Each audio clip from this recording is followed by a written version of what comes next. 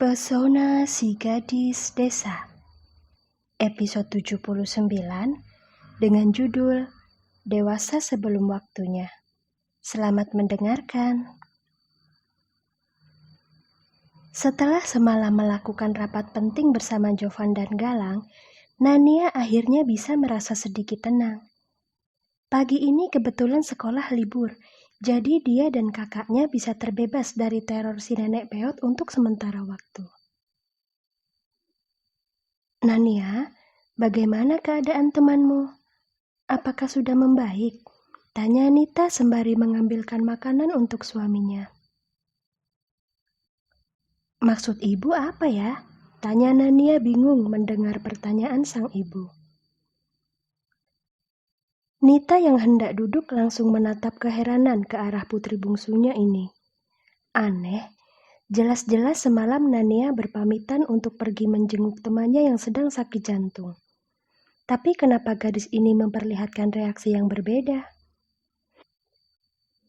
Bukankah semalam kau berpamitan pada ibu untuk pergi menjenguk temanmu yang sedang sakit jantung, Nania? Kenapa sekarang kau terlihat bingung? Timpal Luri pelan. Dia menyadari ada yang tidak beres dengan sikap adiknya, tapi Luri memutuskan untuk diam. Luri tak ingin berasumsi tentang sesuatu hal yang tidak ada buktinya. Biar waktu saja yang menjawab apakah dugaannya benar atau tidak. Mampus, bagaimana bisa aku lupa tentang kebohongan yang aku buat sendiri? Nania, ayo cepat pikirkan cara agar ibu dan Kak Luri tidak curiga. Batin Nania panik. Jangan bilang semalam kau tidak benar-benar pergi ke rumah temanmu, Nania. Ayah akan sangat marah kalau kau sampai berkata bohong. Tegur Luyan tegas. Ayah ini bicara apa sih? Aku itu tidak bohong. Aku benar-benar pergi menjenguk temanku kok. Sungguh, sahut Nania dengan suara tergagap. Nyalinya langsung menciut begitu sang ayah membuka suara. Lalu bagaimana keadaannya semalam? Ibumu menanyakan hal itu sejak tadi. Tanya Luyan sambil menatap tajam ke arah putri bungsunya. Ingat Nania, ayah dan ibu tidak pernah mengajarkan padamu dan juga pada kakak-kakakmu cara untuk berbohong. Mau sepahit apapun resikonya, kita harus selalu berkata jujur. Karena apa? Karena satu kebohongan bisa menjadi pemicu di diri kita untuk kembali melakukan kebohongan lain di kemudian hari. Dan kejahatan kecil seperti ini sangat tidak ayah benarkan. Paham? Dengan tatapan penuh kebimbangan, Nania menganggukkan kepala. Dalam hatinya dia terus meminta ampun pada Tuhan karena tidak memiliki keberanian untuk mengakui kebohongan yang sudah dia lakukan. Nania terpaksa melakukan hal ini karena tidak ingin kakaknya terluka. Dia tidak mau melihat kakaknya bersedih. Sambil mengaduk-aduk makanan di piringnya, Nania mencoba memberi penjelasan agar ayah dan ibunya tidak lagi merasa curiga. Dia juga terus melirik ke arah sang kakak yang terlihat begitu tenang tanpa menunjukkan reaksi yang berlebihan. Sungguh, terkadang Nania bingung sendiri menghadapi sikap kakaknya yang seperti ini. Dia jadi tidak bisa menebak apakah kakaknya sedang marah atau sedang bersedih. Karena kakaknya sangat ahli dalam hal menyembunyikan perasaan. Semalam pelayannya bilang kalau keadaan temanku sudah jauh lebih baik, ayah, ibu. Dia juga tidak perlu dirawat di rumah sakit katanya. Temanku itu memiliki riwayat penyakit jantung bawaan, jadi setiap merasa kelelahan dia akan langsung drop. Aku kasihan sekali padanya, ucap Nania begitu hati-hati saat bicara. Dia menarik nafas pelan, lega karena berhasil berkata bohong dengan sangat lancar. Anak yang malang. Di usianya yang masih begitu muda, dia sudah harus menanggung kesakitan seperti ini. Beruntunglah karena Tuhan memberikan kesehatan pada kita semua, ucap Luyan antara prihatin dan juga bersyukur akan nikmat yang diberikan oleh Tuhan pada dia dan keluarganya. Iya, Luyan, Anak itu pasti banyak kehilangan masa mudanya gara-gara sakit. Benar-benar sangat memprihatinkan. Imbuh Nita ikut merasa iba. Luri mengangguk menyetujui keprihatinan yang sedang ditunjukkan oleh orang tuanya. Dia kemudian menoleh ke arah adiknya yang terlihat gelisah setelah bicara. Luri tersenyum. Nania, kau itu sangat tidak pandai untuk menjadi seorang pembohong. Meskipun perbuatanmu ini sangat tidak benar, kakak cukup lega karena ayah dan ibu tidak menyadari apa yang sedang kau lakukan. Dasar gadis nakal, batin Luri. Bu, aku boleh bertanya tentang sesuatu tidak? Tanya Nania ragu. Boleh-boleh saja. Memangnya putri ibu yang cantik ini mau bertanya apa sih? Kelihatannya serius sekali, jawab Nita sambil menyuapkan makanan ke dalam mulutnya. Sebelum melanjutkan perkataannya, Nania menelan makanannya terlebih dahulu. Setelah itu dia minum, lalu menatap bergantian ke arah kakak, ibu, dan juga ayahnya. Jika nanti aku ataupun Kak Luri mempunyai calon suami yang memiliki masa lalu gelap, apa yang harus kami lakukan? Tetap menikah dengannya atau pergi mencari calon suami yang baru?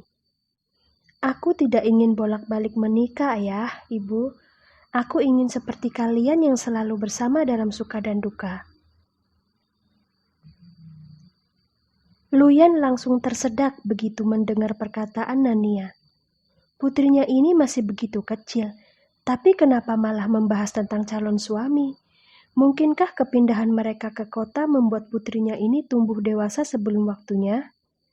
Entahlah, Luyan sangat tidak mengerti kenapa Nania sampai membahas sesuatu yang belum sewajarnya dia bahas. Nania, kau ini bicara apa sih? Lihat, ayah jadi tersedak kan? Tegur Luri yang sudah berdiri di samping kursi ayahnya. Dia lalu mengambilkan segelas air kemudian menepuk pelan punggung sang ayah. Pelan-pelan ayah, jangan tersedak lagi. Aku ini sedang membicarakan sesuatu yang sangat mengganggu pikiranku, Kak. Aku merasa seperti sedang diteror oleh pernikahan yang gagal, jawab Nania melantur. Gara-gara kebohongan yang tadi dia lakukan, sekarang Nania malah jadi bicara tidak jelas. Ternyata apa yang dikatakan ayahnya itu benar kalau satu kebohongan akan memicu diri kita untuk melakukan kebohongan yang lain. Dan sekarang Nania sedang dalam posisi seperti itu. Dia terjebak oleh kenakalan yang dia lakukan sendiri. Kau itu masih sangat kecil, Nania.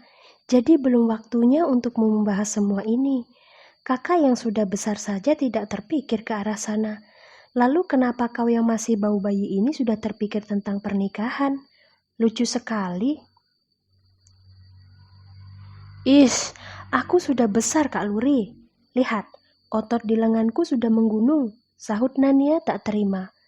Dia lalu menyingsingkan kaos yang dipakainya kemudian menunjukkan otot yang ada di sana. Otot tidak bisa menjadi jaminan kalau kau itu sudah besar, Nania, ucap Luri sambil berjalan ke kursinya. Usiamu baru seumur jagung. Harusnya kau masih sibuk membicarakan dunia bermainmu, bukan malah membicarakan tentang sesuatu yang masih sangat jauh dari jangkauan. Kau ini ada-ada saja, Nania. Nita dan Luyan tertawa saat mendengarkan percakapan putri-putri mereka. Sebenarnya tidak salah sih kalau Nania bertanya seperti itu. Hanya saja dia bicara di saat yang kurang tepat.